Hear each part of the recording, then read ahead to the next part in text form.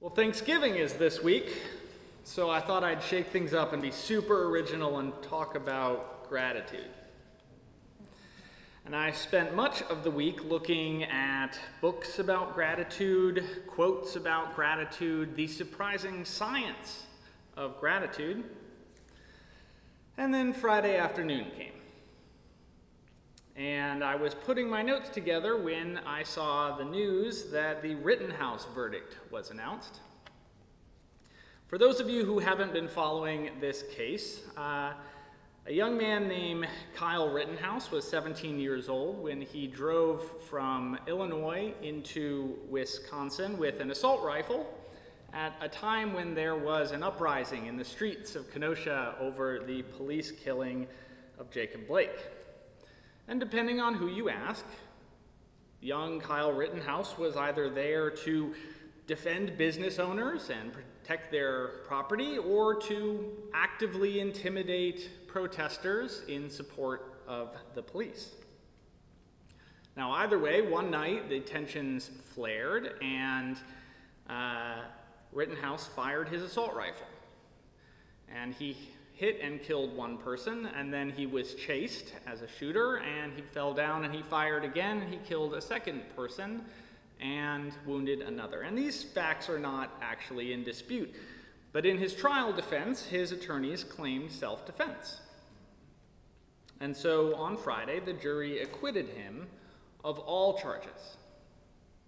And they found nothing that he had done wrong. They said, in essence, that it is okay to cross state lines with a weapon of war, to provoke a confrontation, to kill if that confrontation turns violent, and you can be acquitted of all charges. And I read this news, and then I looked back at my notes on gratitude. And I thought about the precedent this sets. I thought about the members of this church community I have seen at protests, including those here in Atlanta last spring, or 2 springs ago.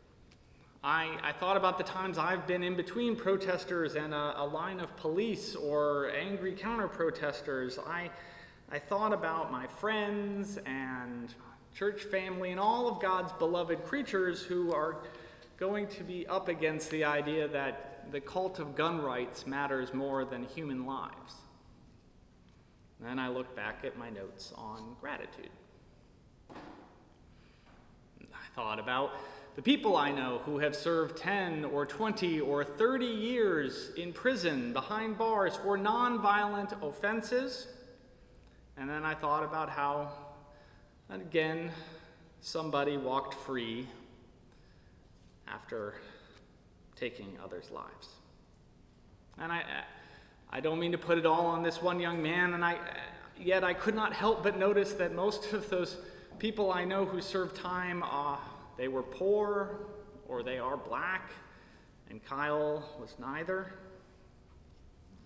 And again, I looked back at my notes on gratitude, and then my mind is turning to, well, we're still in the midst of a pandemic, and there's a climate crisis, and the housing cost in Atlanta has been on my mind a lot lately, and then I turned back to my notes on gratitude.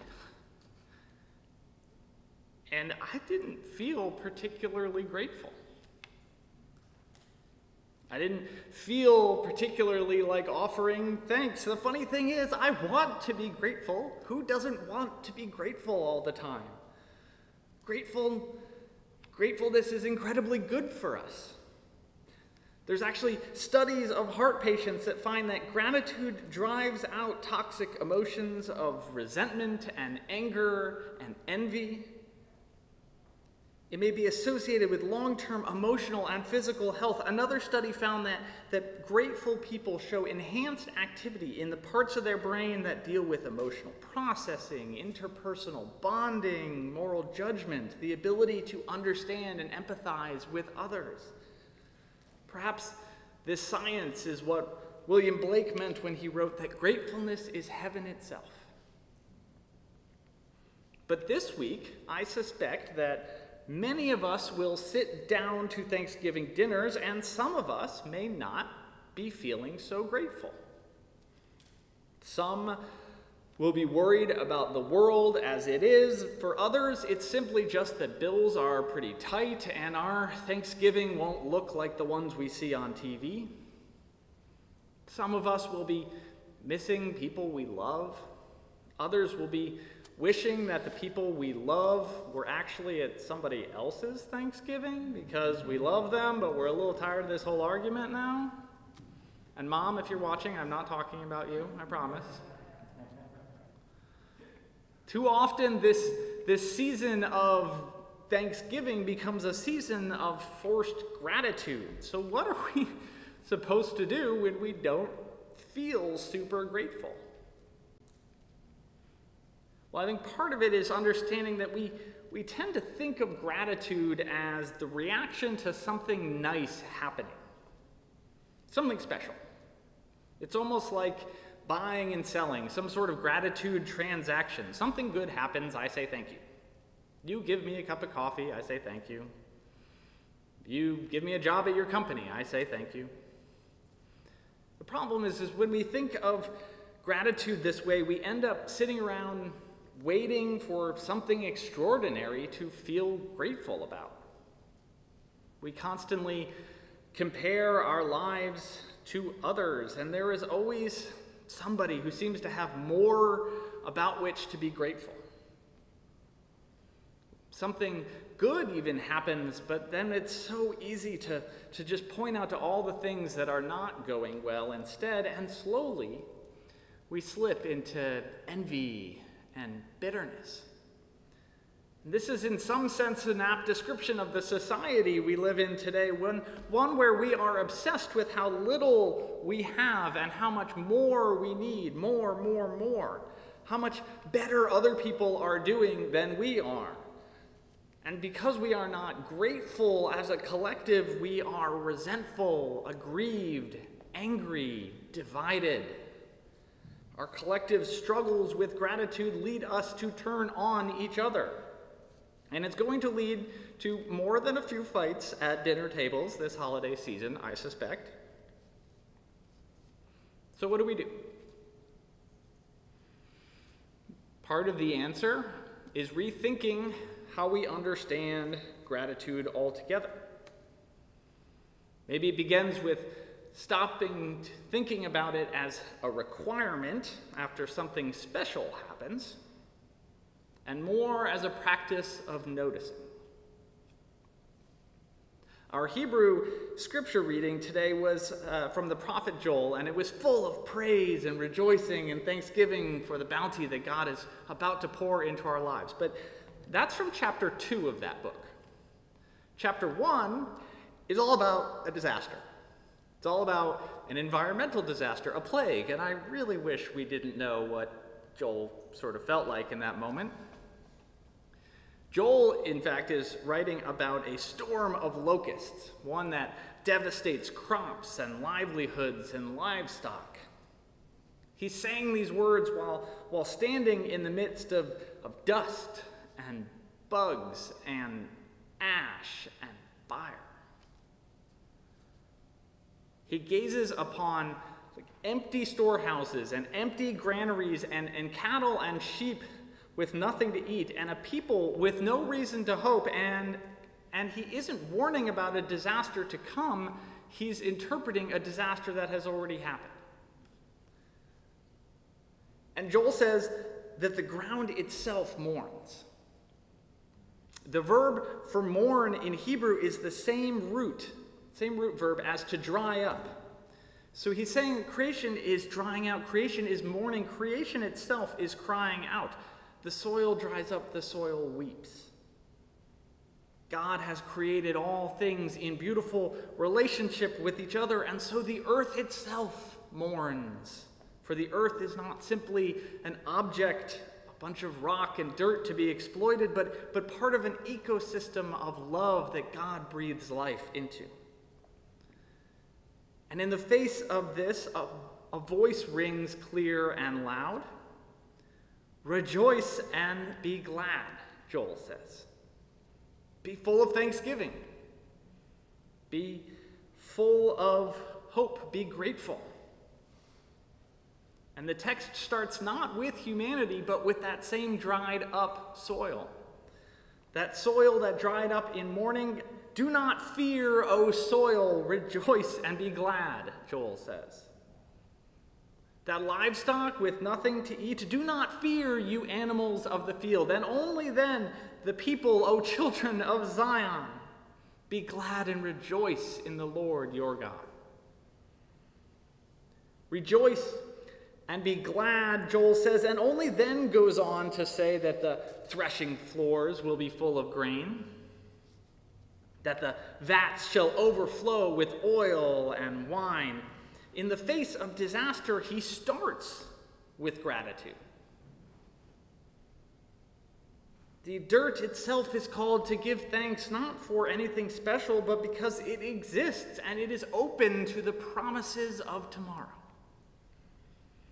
And so what we find in Joel is the same vision of gratitude that is interwoven throughout our Bible. It is gratefulness not as a requirement, but as a spiritual awareness. Not something that happens when something in response to something particularly nice, but something we practice and cultivate. The ability to notice gifts that are all around us, even if they are not apparent at first. Henri Nouwen puts it this way: gratitude, he says, is a difficult discipline to constantly reclaim my whole past as the concrete way in which God has led me to this moment and is sending me into the future. It is hard precisely because it challenges me to face the painful moments, experiences of rejection and abandonment, feelings of loss and failure, and discover in them the pruning hands of God purifying my heart for deeper love, stronger hope, and broader faith. We did not create the sun and the stars, the light of the day, or the rains that water our food. We did not teach ourselves to read. The acts of kindness, of nurture, the lessons imparted to us over our lives, these things are built on so many other acts of kindness that it would be impossible to even try to repay it all. Even our painful memories have shaped us, molded us, made us stronger, more resilient, kinder, more compassionate. And so we return to our original question: what do we do when we don't feel particularly grateful? And what we realize is that gratitude is not waiting for the world to line up with how we imagine it should be, and only then saying thank you. It is cultivating the awareness to be able to notice goodness all around us, goodness even in the hard times. The spiritual practice of saying thank you even when we will struggle to do so. This kind of gratitude is not just returned to whoever did something nice for you. It flows down, it flows on, we pay it forward. It should inspire us to fill the world with more gratitude.